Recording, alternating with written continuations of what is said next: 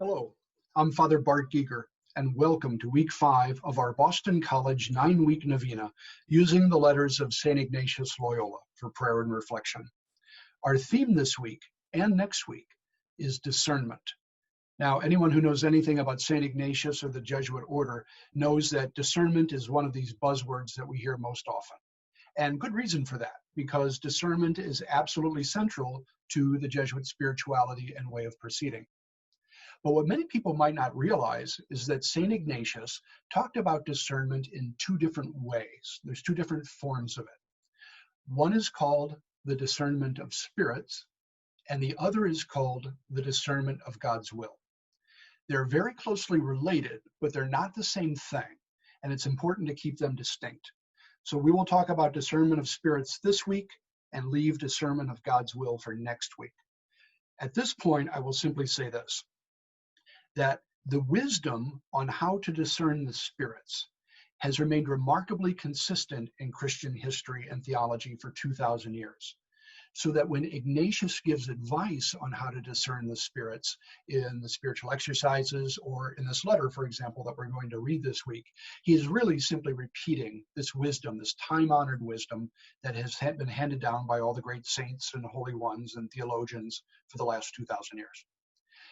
On the other hand, over the last 20 centuries, Christians have had different ideas about what it means, how to decide what God is asking them to choose or to do in this particular situation, right?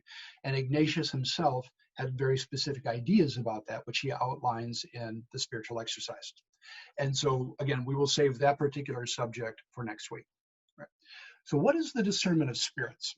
Well, it presupposes the basic fundamental idea that God is passionately in love with every human being and is constantly reaching out at every moment to every human being, trying to invite him or her into a deeper relationship of love, okay?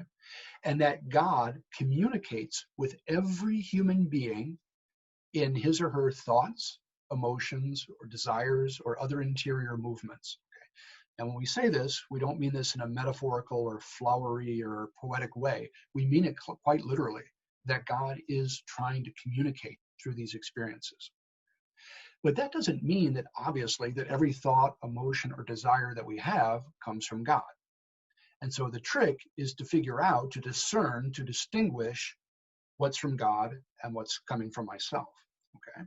So for example, if I were to show you a video of a laughing baby on YouTube, I can be very sure that the majority of you would get a big smile on your face and a warm feeling in your heart.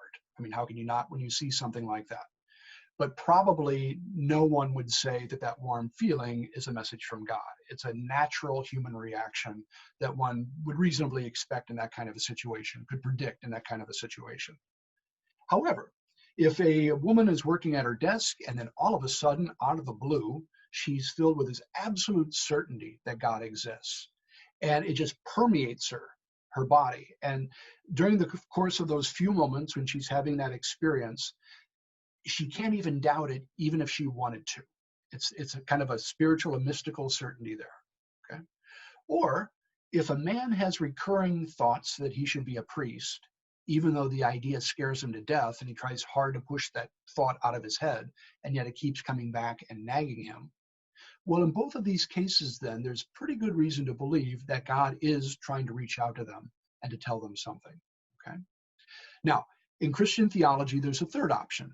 We also believe that the devil and other fallen angels are also capable of influencing our thoughts, emotions, desires, other interior movements for the purpose of trying to confuse us or demoralize us or otherwise lead us away from God.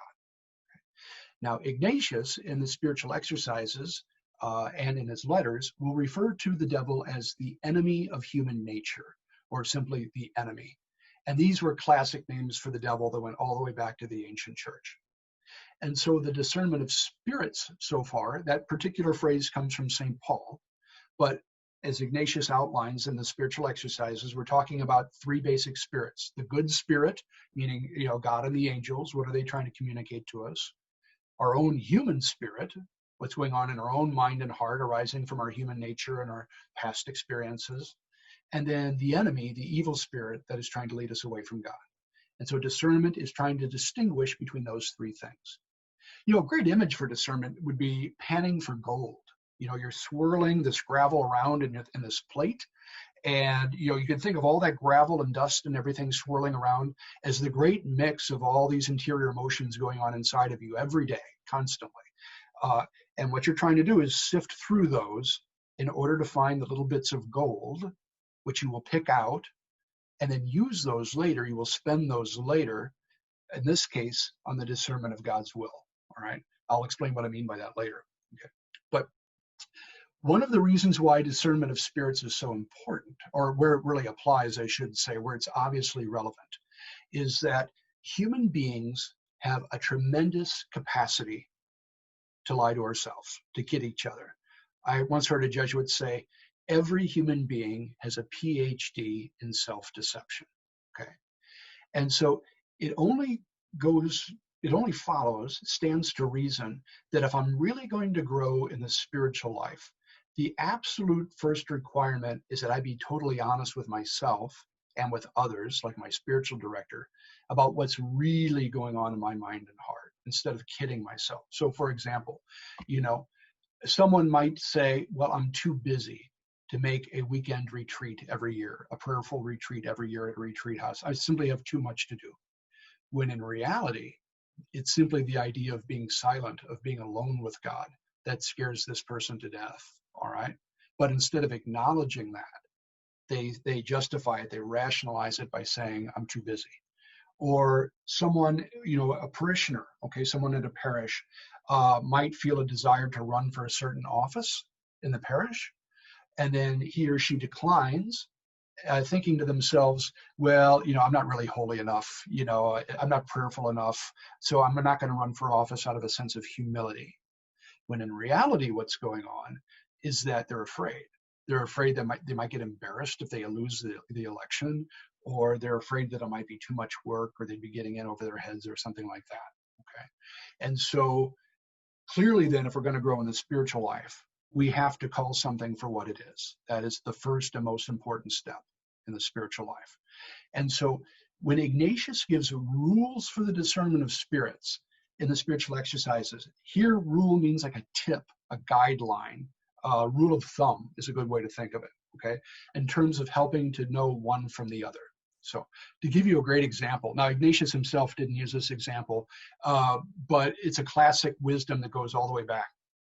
Have you ever had the experience, you've got a married couple who are good friends of yours, and you go over there fairly often for dinner, and every time you come over for dinner, they really put out a beautiful spread. I mean, they clearly have been working on this hard all day. It's just beautiful, right? But they're constantly belittling and fussing over their own cooking. And they say, oh, you know, I'm not really that good of a cook. I apologize if this is a little burnt over here, or this might be a little problematic over here. They're constantly making all these little excuses for their cooking. And every time you come over, they do this, right? And so you wonder, well, are they really humble? I mean, is that out of a true spirit of humility, where they're afraid that this isn't good enough? Or are what they're really doing, are they fishing for compliments? Okay. And St. Bernard of Clairvaux said, there's a great way, there's a great rule for the discernment of spirits that you can use to determine which one it is.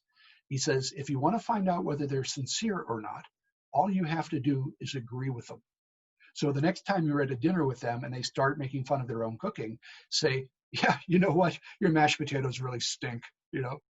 And if you see their eyes get this big and they, you know, they back up and they look like they're a little miffed, well, then you know that what they were really doing was looking for compliments. But if they let that compliment slide off them like water off a duck's back, then you know that they were being sincere when they made those statements, okay? So discernment of spirits can be fun in that way, because we're discerning not only what's going on in our own mind and heart, we can actually discern the spirits, help other people discern what's going on in their minds and hearts as well, okay? And so that would be one example of that, all right? So in this letter that St. Ignatius writes, he has a friend of his named Sister Teresa Rejadell, who is a nun in Barcelona. And he writes this letter in 1536. This is 4 years before he founds the Jesuit order. And basically, he is giving her long-distance spiritual direction by mail. Okay. And so this letter that you're going to read for this week is probably Ignatius's most famous letter. in terms of how he lays open the discernment of spirits and really kind of unpacking the principles that he writes about in the spiritual exercises. Now, there's a tremendous amount of content here, and I'm actually going to come back to a couple of these specific things that he writes about later in the novena. But for now, I would like you to focus, or invite you to focus, on one particular theme, which actually permeates the whole letter. Okay. The very first rule for the discernment of spirits that Ignatius writes about in the spiritual exercises is that the kind of temptations that we experience are going to change over time, depending on our degree of advancement in the spiritual life. And so we need to be aware of that, because the enemy is going to change his tactics. He's shifty, he's sneaky, he's going to try to slip in certain temptations and deceits under the door, and we need to be aware of that. Okay, so Ignatius says, for someone who really is making no concerted effort to grow in the spiritual life, making no real concerted effort to pray, just going from one serious sin to the next, in just kind of a spiritual rut or something like that, he says, that person is going to experience very obvious temptations. All right? But if the person really makes a concerted effort to grow in holiness and to overcome these vices and these sins and things like that, then the nature of the temptations are going to become more sophisticated as well and more advanced. So, for example, imagine a young man who for many, many years has been profoundly unchaste, okay? And he's got, just a terrible opinion of women in general. He treats them very poorly and just goes from one superficial physical relationship to the next, all right? Uses them as he goes along. And as he's doing this, this thought occurs to him, is this really the kind of man you want to be? All right, do you want to die like this? Don't you really want to be holier or something like that? But as he contemplates the idea of living chastely, immediately he's assaulted with all of these obvious temptations. Oh, there's no way you can do this. You'll be miserable if you try to be chaste. Oh, no one else is trying to be chaste, so why should you try to be chaste? Oh, people will treat you like you're a holier than thou. Oh, you're going to try and then you're going to fail and then people are going to laugh at you. So don't even bother trying to be chaste, okay? And so all of those temptations are just kind of right there in your face. You see them for what they are. Well, let's imagine for a moment that this young man perseveres, that he makes a real effort to be chaste. He kind of has a conversion experience, and he's been chaste for a whole year, right? And he starts to grow in self-confidence and consolation. And he says, you know what? I can do this. I can do this. I can live chastely, all right?